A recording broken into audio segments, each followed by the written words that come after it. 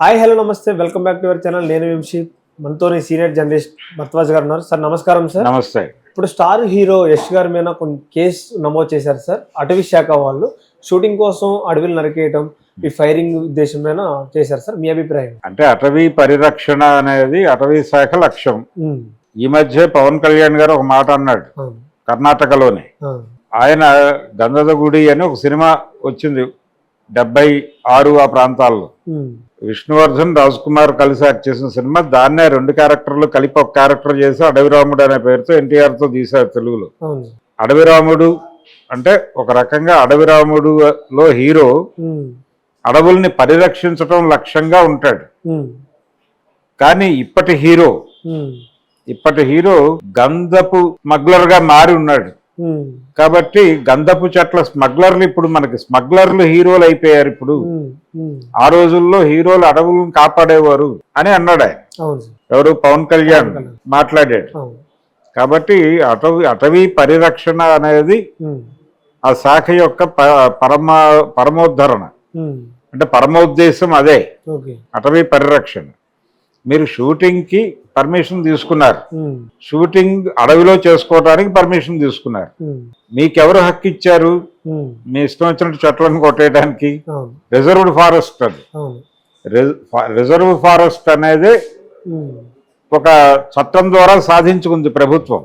అంటే reserve forest అని చెప్పడం అంటే అవంతా ప్రభుత్వానికి సంబంధించినటువంటి అటవులు, అటవీ భూములు. అని ఆ ఏరియాలో వాళ్ళు అనుమతి ఇచ్చిన మేరకు, అనుమతించిన పద్ధతిలో దేన్ని ఇబ్బంది పెట్టకుండా యాజ్ ఇట్ ఈజ్ గా ఎలా ఇచ్చారో మీకు అలాగే తిరిగి అప్పచెప్పాలి లొకేషన్. మీరు మీ సినిమా కోసం చెట్లు నరికేస్తే వాళ్ళు ఎలా ఒప్పుకుంటారు? అది తప్పు కదా. మీరు అలా నరికే సన్నివేశాలు ఏమన్నా ఉంటే మీరు వేరే చోట ఎక్కడైనా షూట్ చేసుకోండి. మీ తోటల్లో షూట్ చేసుకోండి, లేదా స్టూడియోలో సెట్లు వేసుకోండి, లేకపోతే విఎఫ్ఎక్స్ లో చేసుకోండి. అంతే తప్ప ఒరిజినల్ లొకేషన్ లోకి వచ్చి మేము ఇచ్చిన పర్మిషన్ పెట్టుకొని మీరు షూటింగ్ చేసుకుంటూ మధ్యలో మీ ఇష్టం వచ్చినట్టుగా చెట్లను కొట్టేయడానికి మీరెవరు? Reserve forest. అది రిజర్వ్ ఫారెస్ట్ లో అక్కడ బతికే ఆదివాసీలకే అడవులను కొట్టే హక్కు లేదు. అడవి మీద బతికే ఆదివాసులకే అడవి మీద బతికే హక్కును రద్దు చేయటమే రిజర్వ్ ఫారెస్ట్ యాక్ట్ పరమోద్దేశం. మీరు అల్లూరి సీతారామరాజు సినిమా చూసుంటే అప్పటి వరకు వాళ్ళు ఏదో కొట్టి ఆ చెక్కలు అమ్ముకుని బతుకుతూ ఉంటారు. ఒక రోజు కొట్టడానికి వచ్చేసరికి అక్కడ ఆఫీసర్ ఉంటాడు. మీరెవరు కొట్టడానికి అంటే ఇది మా అడవి, మేము ఇక్కడే పుట్టి పెరుగుతున్నాం అంటారు. వాడు ఇలా పుట్టి పెరిగినంత మాత్రాన్ని అడవులు కొట్టుకు తినే హక్కులు ఏది మీకు? మీరు వెళ్ళిపోయి మీ పని చేసుకోండి, అటవీ రక్షణ మా ఉద్దేశం, ఇక్కడికి వచ్చి చెట్లు కొడితే ఊరుకోం సహించం అంటాడే. ఇలాంటి ఒక పరిస్థితి.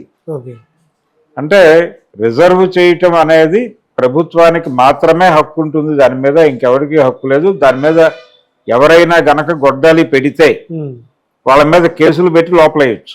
దగ్గర దగ్గర 100 ఎకరాల పైగా నరికారు. అంటే వీళ్ళ షూటింగ్ అవసరం అయి ఉండొచ్చు. అది షూటింగ్ కోసం అంటే చుట్టూ అడవి మధ్యలో ఏదో పెద్ద గ్రౌండ్ ఇలా ఏదో ఊహించి ఉంటారు వాళ్ళు. ఇలాంటి ఊహలు ఊహించే ముందు అటవీ శాఖ అనుమతించదు అనే విషయం తెలుసుకోవాలి. ఓన్ సెట్స్ వేసుకోవాలి. లేదు తామనుకున్నటువంటి ఏరియాలో, తాము సెలెక్ట్ చేసినటువంటి ఏరియాలో ఒక అడవిని డెవలప్ చేసి దానిలో షూటింగ్ చేసుకోండి.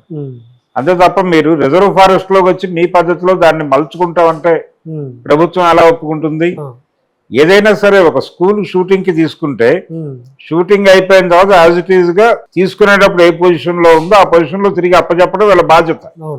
అలాగే ఈ సినిమాకి సంబంధించి షూటింగ్ చేసుకుంటా ఉన్నారు, చేసుకోండి. చెట్లు కొట్టే రైట్ ఎవరు ఇచ్చారు మీకు? కొడితే పెంచి ఇవ్వాలి. కాబట్టి ఈ ప్రాబ్లం ఉంటుంది. ఎక్కడైనా సరే ఒక లొకేషన్ ని తీసుకునేటప్పుడు ఒళ్ళు దగ్గర పెట్టుకుని షూటింగ్ చేయాలి. అక్కడ ఏ రకమైన డిస్టర్బెన్స్ చేయడానికి వీళ్ళకి హక్కు లేదు. ఏ రకమైనటువంటి ఆస్తి నష్టం కలిగించడానికి వీళ్ళకి హక్కు లేదు. వాళ్ళు కేసులు పెట్టచ్చు. అందుకని కొంచెం జాగ్రత్తగా వ్యవహరించాలి. షూటింగ్ చేస్తున్నాం కాబట్టి మనం ఏదో సినిమా వాళ్ళం అన్నిటికీ అతీతులం అంటే కుదరదు. సినిమా వాళ్ళు అయినప్పటికీ మీరు కూడా పద్ధతిగా వ్యవహరించాల్సిన సందర్భాలు అనేకం ఉంటాయి. ఇప్పుడు ఎవరైనా షూటింగ్ పర్మిషన్ ఇవ్వమని లెటర్ ఇచ్చారనుకోండి, వాళ్ళు ఏం చేస్తారు? ఇమ్మీడియట్ గా పంపిస్తారు అక్కడికి. అంటే వీళ్ళ చరిత్ర కూడా రికార్డ్ అవుతుంది. ఇప్పుడు ఈ చెట్లు కొట్టేసారి ఇవన్నీ రికార్డ్ అవుతుంది కదా.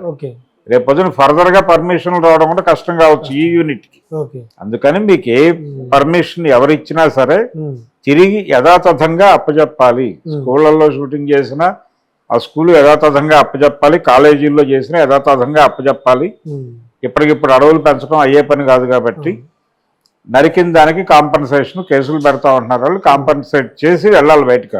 ఉమ్. అంటే సార్ ఇప్పుడు యష్ గారి సినిమా ఆగిపోవచ్చు అంటారా? మరి ఎలాంటి ఆరోపణలు